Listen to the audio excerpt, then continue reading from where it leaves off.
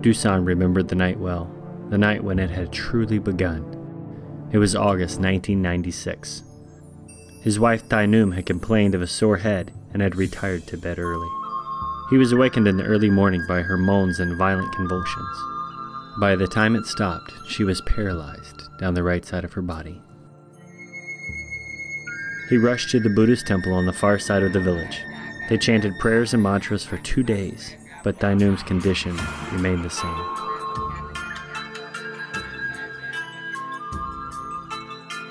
And then Christians arrived from another village, further west, far from the Hanoi region.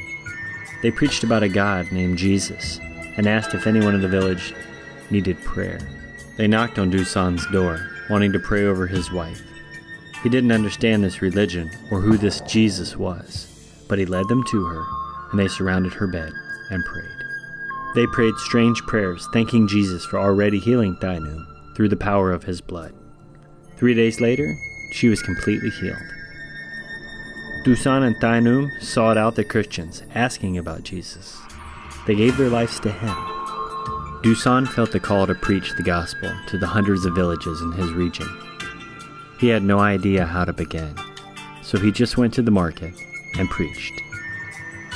At first he was ignored, but driven by his passion for Jesus and Jesus' passion for the lost, he persevered and began to attract an audience. One night, 2 police officers knocked on my door. They had received complaints about my preaching. I asked who had complained. They were Buddhist followers, and some of them were members of my own family. I said, I am doing no harm. There is no law against following another religion. Surely I can preach. They told me that if I continued, they'd put me in jail. I stood at my usual spot, proclaiming the name above all names, placing New Testaments into people's hands as they passed by. Then I saw the police van come around the corner, and my heart sank. After a night in a cold cell, they interrogated me. Why are you doing this, they said. You've been a Buddhist all your life. They offered to release me if I agreed to stop preaching. I could not agree to this.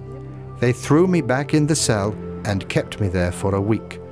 I worried about my family, but could not agree to their demands. I prayed. On the 9th day they released me, with a warning not to preach. I talked it through with Tai Num, and we prayed. We felt the Lord telling me to continue. Over the next 13 years, I was regularly imprisoned for preaching the word. I could have had complete freedom any time by renouncing my faith, but it was impossible for me to stop proclaiming him. One afternoon, my prayers were interrupted by the prison guard. He told me that the warden wanted to see me. As I walked to the warden's office, I prayed. Sit down, he said. You have been in this place a long time. You have not been an easy prisoner. The rules do not apply to you, apparently. If you are released, he said to me, will you go back to your Christian preaching? I had been imprisoned in this place for almost a year. I was desperate to be with my family, but I could not deny my Lord. So I said, I will preach Jesus, yes. The warden then reached for a piece of paper in the drawer of his desk. It was a certificate, a license to preach without hindrance. I could not believe my eyes. In Hanoi, I asked. No, said the warden. In all Vietnam. Suddenly, after many years of trying to bring the gospel to his own village, the whole of Vietnam had become his mission field.